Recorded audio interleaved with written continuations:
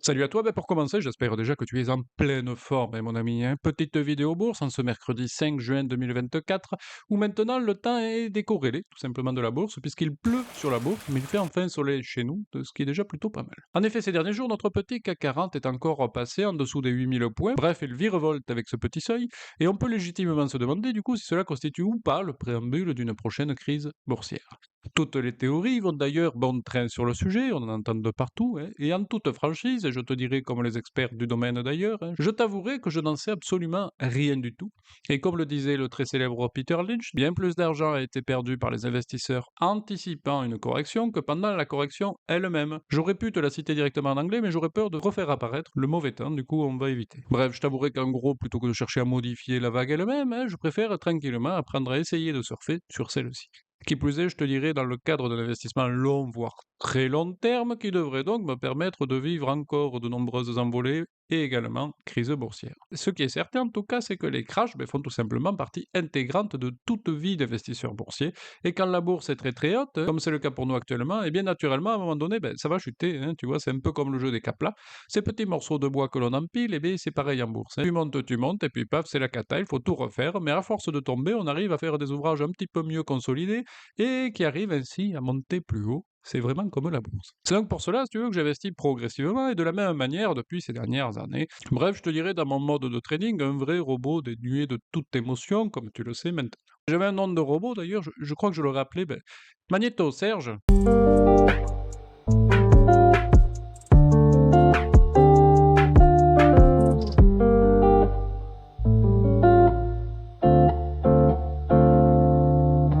Pardon pour ce générique pénible, hein, qui s'incruste partout, comme les mouches ou le salpêtre, mais bref, donc revenons à notre processus avec l'étape, si tu te souviens, numéro 1, c'est pas mal pour commencer, qui consiste à regarder les plus belles chutes du CAC 40 sur la dernière année et à en cibler une, tout simplement.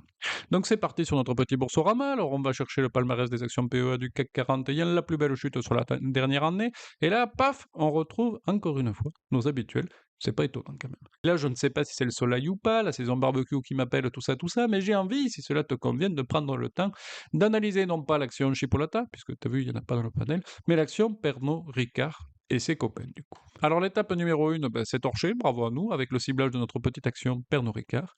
Et après l'étape 1, il y a donc l'étape 2, oui, comme tu le vois, je suis doué en maths. L'étape 2 correspond donc à l'étape de la recherche de ses copains concurrents, afin de se définir, si tu veux, un petit panel d'actions concurrentes pour les comparer ensemble, quoi. Pour ceci, facile, hein, tu cliques sur le petit Pernod Ricard, tu vois, ça te ouvre la fiche valeur et on s'aperçoit que Pernod Ricard fait partie du secteur Boursorama des distillateurs et viticulteurs. Et donc, eh bien, tu cliques naturellement dessus. Et donc là, eh bien, Boursorama, mignon comme il est, nous a fait un petit listing parfait pour nous éviter de chercher des concurrents. Il est sympa et donc là, eh bien, je prends pour mon panel comparatif seulement, si tu te souviens, les actions éligibles au service de règlement différé, au SRED.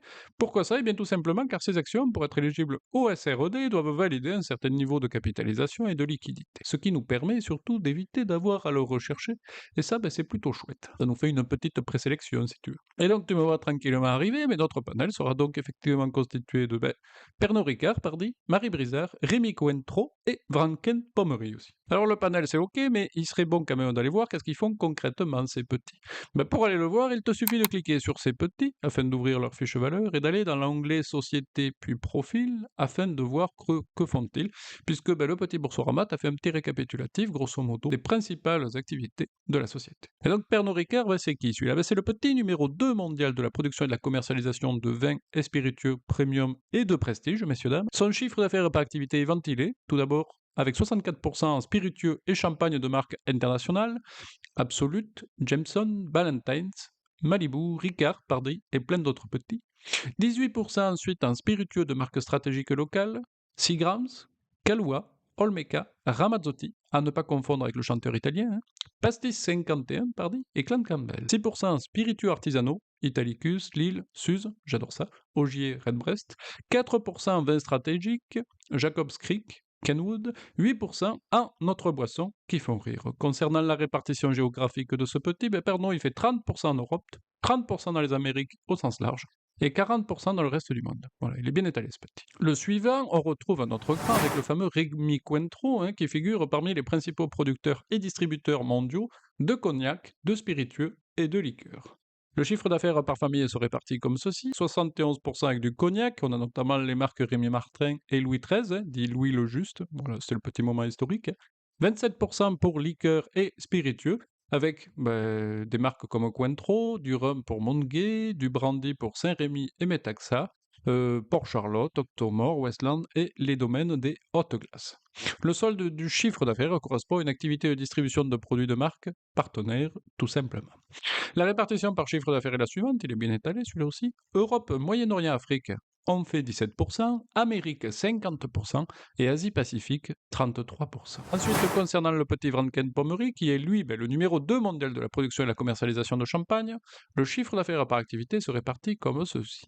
Déjà, il y a la vente de champagne en première partie qui représente quand même 92% de son chiffre d'affaires, avec des marques très connues comme Franken, Pommery Greno, Charles Lafitte, Bissinger & Co, etc. En outre, le groupe développe aussi une activité de production de vin Porto, avec les marques notamment Rosés, Sao Pedro et Terras do Grifo. Et le reste de son chiffre d'affaires, donc les 8% restants, il le fait avec le vin rosé, avec le vin des Sables de Camargue, comme la marque Pink Flamingo, je connais pas, et des vins de Provence comme la Chapelle Gordon. Là, je connais par contre. La répartition géographique du chiffre d'affaires est la suivante: France 43%, Europe 35% et les autres 22%. Pour finir, on y arrive enfin avec la marque Marie Brizard, qui m'a aussi beaucoup accompagné durant ma jeunesse, même si je ne me rappelle plus de tout du coup. Marie Brizard Wine and Spirits est un groupe de vins et spiritueux implanté en Europe et aux États-Unis. Il se distingue par son savoir-faire, combinaison de marques à la longue tradition et d'un esprit résolument tourné vers l'innovation. Bon, ok, ça nous apporte pas grand-chose tout ça. Le groupe dispose aujourd'hui d'un riche portefeuille de marques leaders sur leur segment de marché, avec notamment William Peel, Sobieski, Marie Brizard et Cognac Gauthier.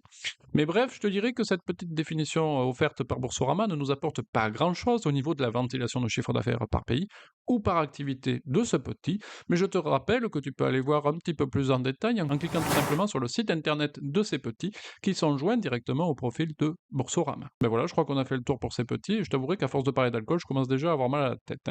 Mais du coup, nous pouvons passer à l'étape numéro 13, l'étape de l'analyse de nos 8 fameux indicateurs fondamentaux. Alors c'est parti mon kiwi, pour ne pas t'endormir avec des chiffres, j'ai donc procédé simplement comme d'habitude, tu sais, via le bilan et le compte de résultat de ces petits, disponible directement sous l'onglet Société, au niveau de chiffres clés. Et donc, attention mes amis, voici l'heure du bilan final. Roulement de tambour, c'est parti.